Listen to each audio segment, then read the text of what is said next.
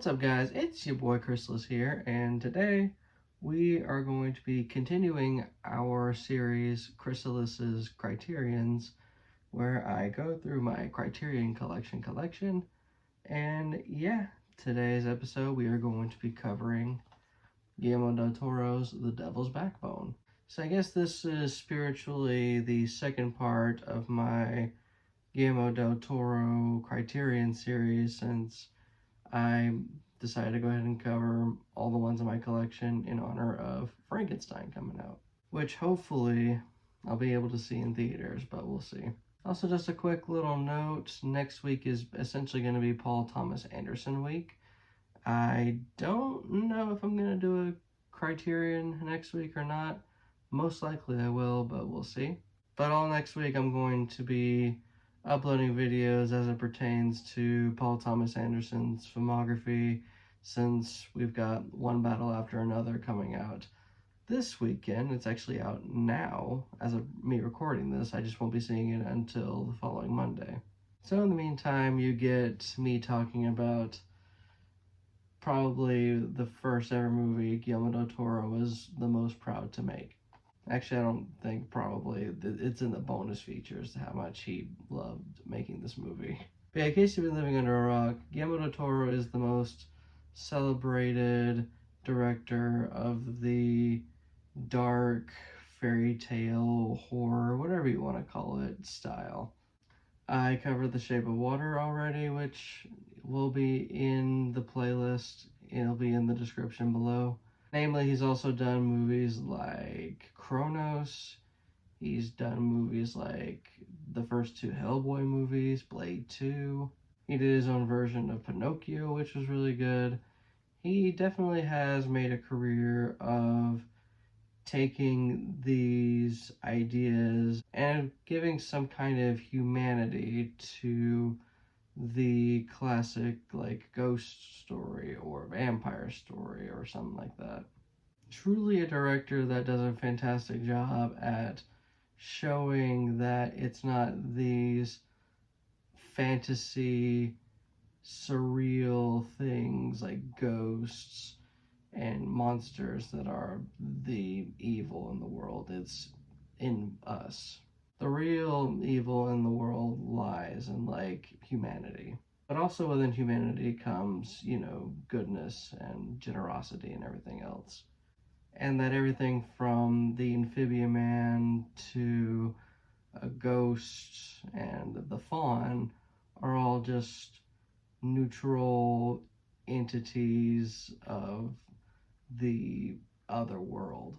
With The Devil's Backbone in particular, it is an interesting spin on the average ghost story, where it follows this orphan, or he may as well be an orphan, being left at an orphanage where there is a defused but probably still active bomb right in the middle of the courtyard. And that there lies this mystery revolving around a dead kid. Out of all of Guillermo del Toro's work that I have seen over the last several years of my life, this one is one of the more disturbing, I might say. It's not even just the fact that there's one dead kid, there ends up being more children that die, and the whole premise of this movie revolves around this idea of the devil's backbone, where fetuses are allegedly just not shaped right with their spine and then they die. Like, there's literal fetuses in jars full of rum in this movie. It's not for the faint of heart, and I can definitely see trigger warnings required for this movie. But also what's notable about this film is the fact that this takes place near the tail end of the Spanish Civil War back in the 1930s, where it's the leftists that are loyalists to the government that they just got democratically elected versus the right-wing fascist nationalists that will eventually end up winning the Civil War, and Spain will be in a fascist state for the next 40 years or so. While you don't really see that much of the Civil War going on in this movie, it is imperative to understand that it ends up being an invaluable backdrop. It's why there's all this emphasis on keeping the gold safe inside of the orphanage. It's also a huge motivation for the doctor and the head mistress of the orphanage as well. And if word about a Spanish Civil War sounds familiar to you, that's because in the next few years, Guillermo del Toro would put out a movie called Pan's Labyrinth, which del Toro has emphasized to be a sister companion piece to The Devil's Backbone. So if you've watched Pan's Labyrinth, and many people have, but not watched The Devil's Backbone, you definitely should, since there's quite a few parallels between the two. About a child that's encountering an adult situation, trying to navigate through this problem as well as a child would. And of course, there's all these like supernatural entities about it as well. Also of note, and the bonus features talk about this quite a bit, is the fact that the idea of ghosts is approached as if though it's like a fossilized bug inside of amber, which is why a lot of the lighting in the film is the kind of yellowish hue that it is. It combines this yellowish hue as well as just using rust in particular with the balm, as well as the liquid that's inside of the jars of fetuses, and just the building as a whole. There's a lot of amber and resin symbolism when it comes to the telling of this ghost story, as though the ghost is not so much this scary spectral figure that is vengeful and is trying to like possess or kill anybody, although that is the motivation of Santi here, who is a child that was murdered in the orphanage. But also the fact that ghosts are kind of just trapped and are made to just be like spectators of memories, which makes the tiny plot twist that happens at the very end of the movie so impactful. The Devil's Backbone comes at a point in Guillermo del Toro's filmography where he was just so disappointed with how Mimic came out that he had to kind of go back to basics and really just find an outlet to where he can just make whatever he wanted to. This story in particular here has been in the making up until the point of release for about 16 years, back when he was still in movie school or film school. Or I guess maybe not film school, like screenwriters school or whatever. The point is, it's been a decade and a half since he had originally wrote the script for this film. And it was definitely worth the wait and worth the effort, because it once again just goes to show that when you just trust your creatives, it ends up, working out in the end. I'm not going to go too deep into the actual case itself, since it's not a whole lot to report.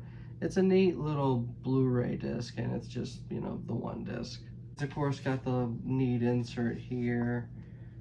Nice essay written by someone that works at the BBC, I'm pretty sure.